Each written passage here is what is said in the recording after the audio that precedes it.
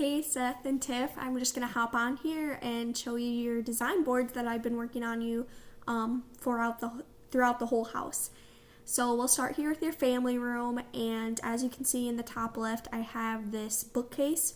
I liked it because it was closed, so it's like you can put your piano books in there, but also it has some of the glass in the top, so if there was some items that you wanted to display in there, you could too.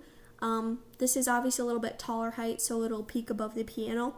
But if you were thinking something shorter, kind of similar to the accent table that you had there, but maybe just a shorter shelf, that can totally be an option too. But I just like that this had the combination of opened and closed storage. So there's the bookshelf, and then I should note too, on the top of the piano, I'm going to jump here a little bit. In the bottom right hand corner there, I have the 2 candlesticks. They'll be different heights, and then also a lamp. I was going to keep that picture that you have above the piano right now. I think it's a hymn or some type of music, sheet of music. But anyhow, I was thinking that could stay above the piano, and then the lamp could go on one side for lighting for whoever's playing the piano, and then the candlesticks to balance it out on the other side. So back to the middle of the design board is that Taya wall art. And this is actually a really big piece. I've seen this in person. It's really, really pretty, but I love how it combines the cool and warm tones in it and really captures all the colors that I was trying to go throughout the space. But also, like I said, it's a really big piece. When you click on the link that is linked to the picture, you can see the dimensions online, and this will really, really fill up that east wall. So really, really pretty piece. And then I threw in these navy velvet curtains. I'm guessing you got new curtains when you moved in, so I don't know if you're going to be open to it. The other ones that you do have could work, but maybe I'd go a little bit different route with the rug.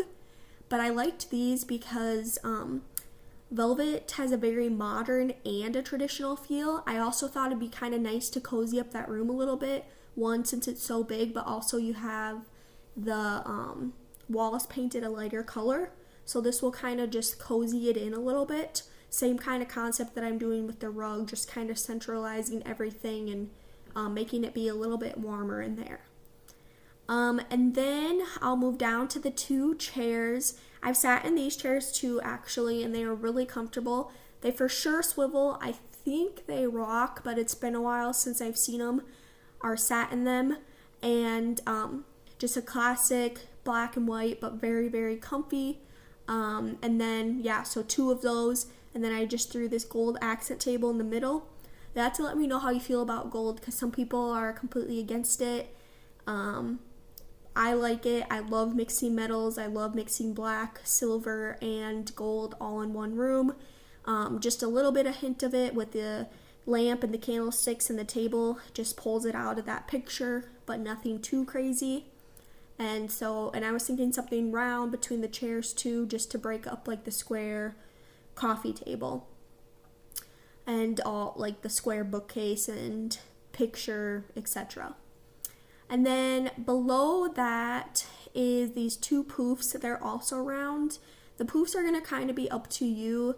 It's not going to obviously make or break the design, but it is just additional seating when you have guests over. I was also thinking it's kind of nice to use them as ottomans or footstools by the chairs if somebody sitting in them would like that. So there is the poofs, and then the pillows and the throw blanket down below. I threw in the fur pillow just for a different texture, but also pulled more throughout the neutrals, but also contrasted with your gray couches. And then this other blue kind of gray pillow pulls out some more of the colors in the rug and the picture. It just kind of brings in another texture too. And then last is the rug, and I had a 12 by 15 rug in here. It is has a combination of the neutrals, but also a hint of that blue in there too. And I'm going to talk more about the rug on the next page. But before I switch, I did want to talk about the accents on the coffee table. We'll maybe have to move those to a different room, just probably that little bird in that birdhouse that I got you. The plant should be fine, but I didn't put any accents on here. I'd like to maybe come in your house, see what you have, maybe move some stuff around. If I come in, help with the bookshelves in the living room, then maybe some of that stuff could move over. I'd like to maybe work with what you have, or I prefer to work with what people have. And then if we feel like we need to purchase stuff, then that small stuff is just so easy to run to Hobby Lobby or Home Goods or wherever and just kind of get some fill-ins. It's also kind of nice to wait till after you purchase the big things, because it's like, well, maybe we don't need this. Maybe it's just adds more to it, and it's not necessary though. So yeah, we can play with that as time goes on. But going back to the rug, so I did have this 12 by 15 suggested here. I'll switch to the next slide. So here in the top two, I have the 12 by 15. I have it horizontal and vertical. So since the room is so square, it makes the rug feel a little bit off, if that makes sense, and you can kind of see in the pictures. So I like it the horizontal way, the 12 by 15 horizontal best. The width is nice because, one, it maximizes the room, but two, the width also allows enough room between the furniture while you're walking. So I think you can see my mouse on here. But anyway, between the couches and the chairs, it can get a little bit tight. And so I like that this rug allows for a little bit more room. I like that it doesn't go back by here by the piano, so this stays open. Versus this floor plan, it just depends. It's like, do you want walk room behind your couches, or do you want just not really enough walk room behind your couches? And the reason that I like it horizontal better is because it pulls your furniture to this half of the room and kind of gives it the piano its own thing. Versus having the rug vertical, it pulls it into the piano area, and it, like, if somebody's sitting on that piano and they pull the bench out, I'm just nervous they're always going to get it caught on the rug. And the rug could be pulled down a little bit if you do like it the more vertical way, or pulled towards the piano if you like it the more vertical way, but just something to think about. Below, this rug comes in the same, or it comes in a 9'6" by 13 rug too, and that could definitely be an option. Again, it's just like, how much rug do you want, how much do you not want. Just being conscientious of, like in this, for example, I think this rug feels good. The only problem is it really pulls your furniture all the way to the walls, which I'm not against, but it kind of does make your coffee table feel like an island. But overall, I think the rug does feel nice, is just because it makes your furniture feel like it has a placement and something to centralize around, versus like you don't have a rug in there now and it just kind of feels like, where should your furniture go? So just something to ponder, and you can kind of look at these floor plans and see what feels best to you. So there's the rugs for the family room. So here is the entry, and up in the top left here, I have two different clocks. I have a circle one and a square one. So if I were to choose, I'm going to reference the flooring down here on the bottom. If I were to choose this flooring right here, I would go with the circle clock. And then if I were to choose the hexagon flooring, I would go with the square one. So I just think based on what flooring you choose, then what clock route we can go. They're both 3 foot wide clocks, so they would both feel the same in the space. Below the clock, I have this console table, just kind of updates the one that you have. Pretty modern, just pretty clean looking. I think it'll look really nice if you switch out the balusters on your staircase and just complement them. and then I put a snake plant on top, one for height, but two, just bring some greenery into your entry. Snake plants also don't need a lot of light, so I think this would do really well in there too. Just, I know when your front door is open it gets quite a bit of light in there, but normal times of the day it's not as bright compared to some other rooms. And then for the walls, I was thinking this Rookwood Shutter Green. It's really, really pretty. It kind of picks up green tones, kind of picks up blue tones, but still a lot on the darker side. This will be in place of the wallpaper, but still keep that oak wainscoting.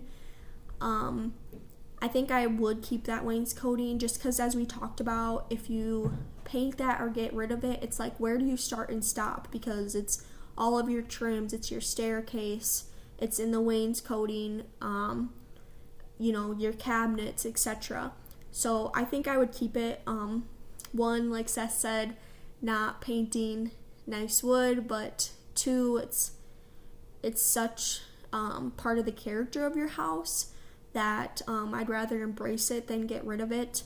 And woods are coming back in, so I think it would complement nicely if you painted this bold color on top and then kept that color on the bottom. So right below the paint color, I just have a suggestion for poles and then, or the balusters, and then the shoe cap there. And just pretty modern. That shoe has a little bit more traditional feel, but it'll definitely feel a lot more modern compared to the stair railing that you have now. I threw in this inspiration picture just so you can kind of see the modern and traditional feel combined, but also the wood and the black combined too. And then for the rug, I found just a jute rug, plain, natural, especially because both of these floorings that I suggested have a lot of pattern and stuff going on, so I think just a pretty solid plain rug. I was just thinking of 3x5 by the door.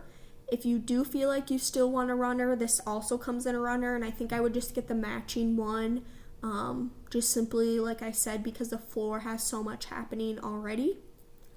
And then for the flooring options, they're both a ceramic tile. The one is this square tile that kind of makes a pattern when the four are put together. I like the look of this. The reason why I went for this one is just because it kind of has that wood feel and would really tie nicely with your oak, but also has that classic black and white.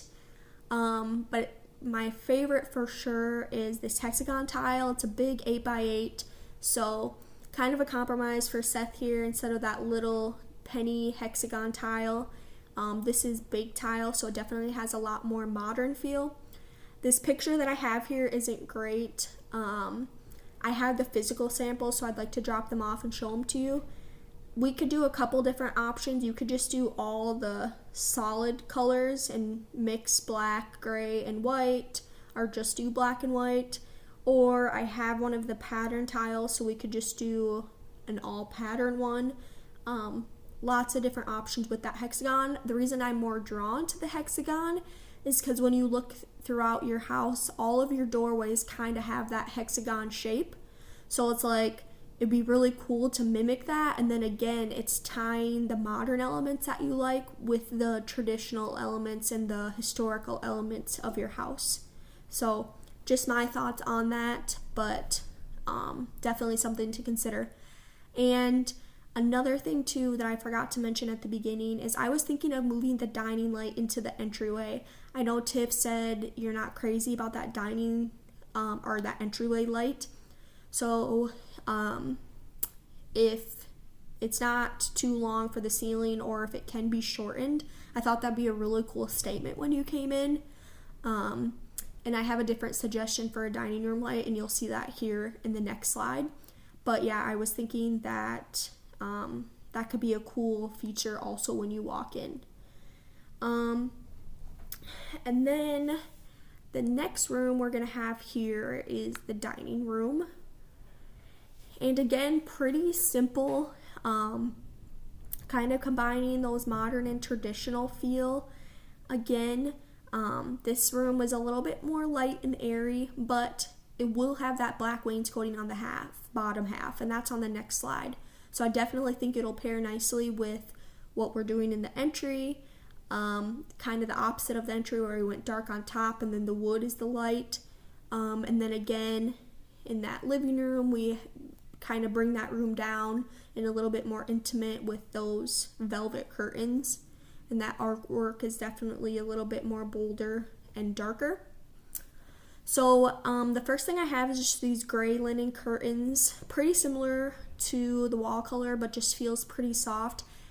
I need to look better at your curtain system that you have going on in there. I'm wondering if you can just buy any type of curtain and then apply those hooks into the curtain, or if this is something that's going to have to be like custom ordered. I'm not even sure if Lafayette, the window treatment company that we work with, would do anything like that.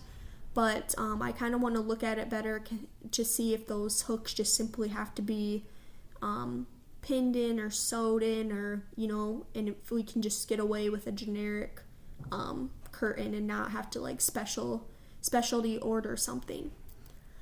So below that is this Jonelle buffet, just pretty simple, has your clothes storage, and then I threw these green glass vases on top. This is actually something that you could order through Nick. I love how they bring in a pop of color. I like the glass, reflects light, just keeps it pretty clean. And then, and you have that bless sign, and I was thinking that could also stay up there. And while I'm on that note, that bless sign I think is really perfect because that wainscoting is going to come up, relatively high, at least halfway, maybe 3/4 up the wall.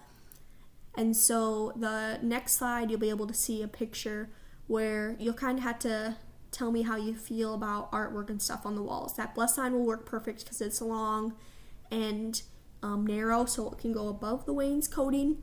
But other artwork, you'll kind of have to tell me how you feel about it. So I didn't suggest any other artwork for the dining room, but I think after you get that wainscoting up, then you can decide if we want to bring in something else. So this dining room light, I was suggesting just because I think something linear would look a lot nicer in there, just because this table is pretty long. But if you want to keep your round one too, it's not going to look bad. But this one is just longer compared to the round shape. And if the other one you're open to having in your entryway, then we can use it in there. To the right of the dining light, I just have this olive tree. This will actually be a live plant, but it will go in the same place where you have that tree now, but just a little bit softer. Also, like I said, a live plant, and just bring in some plants and some greenery too. And then in the middle, I have this Adura Rigid plank. The cafe is the color. Kind of a good mixture of the grays and browns. Pulls out a little black in the knots because we have a lot of black happening. I think a perfect combination of feeling modern yet still traditional with the home. When you look at this even online, I'd really like to see it in person before, obviously we make our final selection. But online you can see it has a little bit of the golden undertones in it, so I think it will pair really well with all of the oak that you have in your house and make you actually maybe appreciate your oak more and have it feel part of the house instead of like something that you want to get rid of. And then below here, just the dining table and a bench and the chairs. Up to you if you wanted to do a bench, otherwise you could do chairs all the way around too. So I think that is everything for the dining room. I have more on the next slide, but I think that's everything for this slide. So here is kind of the dining room inspiration. These two things, the wainscoting and then the coffered or tray ceiling, are just a little bit out of my expertise. this will definitely be something more that we'll talk with your general contractor about, just simply because they're the ones installing it. But on the left here, I have this wainscoting inspiration, just pretty clean, black. If you wanted it to be a little bit more decorative, I know that's or more detailed, I know that's a conversation that we can have with your contractor. But again, black, I think bringing it at least halfway up. And this is why, too, I didn't necessarily yet add any artwork for the dining room. I know you'll have that blessed for sure, but it's going to be up to you if you want other pieces in there, just simply because where it hits at on that wainscoting. So you'll have to decide if you like that or not. And this will also have such a statement between this and then if we do something to your ceiling that maybe it won't even feel like artwork is necessary in there, just simply because there will be a lot of other focal points. And then I can't remember when we talked if you liked more of a coffered ceiling or a tray ceiling. I think either way, it's going to be up to you. I think you could do a black coffered ceiling to go with the wainscoting. But then otherwise, if we also wanted to match the beams that you have going on in the rest of your house, like that color, then we could do a coffered ceiling with that. Or the tray, the same, if we did wood in the tray, we could match it with the wood of the beams of the rest of your house. So again, just preference. I like the black wainscoting, and then I think it would be cool to do some form of just that oak or natural looking wood in the top, just for a contrast element. But it's totally going to be your preference, and again, that'll be more of a conversation to have with the contractor, and he'll probably even have some suggestions for that too. So there is the dining room. And then our last slide here that I have is the living room. And this one is pretty simple. Again, I have the window treatments. Is this just panel track system for that patio door? I just threw these pictures in so you could see what they look like. I actually have physical samples. So those are something that in the next step of this process we can go over and look through the samples and actually match them with the paint colors and the wood in the room, the brick, etc. But yeah, just this left picture shows you of it partially open, and then the other picture shows you closed. And then the walls, I threw in this Worldly Gray. It's a Sherwin-Williams color. It's kind of a perfect combination of a brown and a gray. I think this will look really sharp just to pull out the browns with your wood, but then also kind of go with the grays more that we're pulling in other areas of the house. But I know that the colors that you have going on like throughout the rest of the house, that same paint color could also work in there after that wallpaper border is removed, the paneling, etc. And then the last two things here are, again, that flooring I just threw in here. I think that flooring is so pretty. And I'll have to show it to you kind of in person. But this inspiration image is kind of nice because that back door that's at the bottom of this in the bottom picture there definitely has that golden oak feeling, and you can see how well that contrast, or not even necessarily contrast, but blends really well with the golden oak color. And this picture even has like a lot of black accents happening, so I think that'll look really, really pretty. And then the last thing is just this mirror for above the fireplace where you have that gathered sign now. I think we could even maybe layer, I'll have to see how that gathered sign works. I kind of like when you layer a mirror with a sign, or maybe you have another sign that we could layer it with, maybe with that vase that's up there. But I think a mirror would be nice up there just to reflect some light around. And then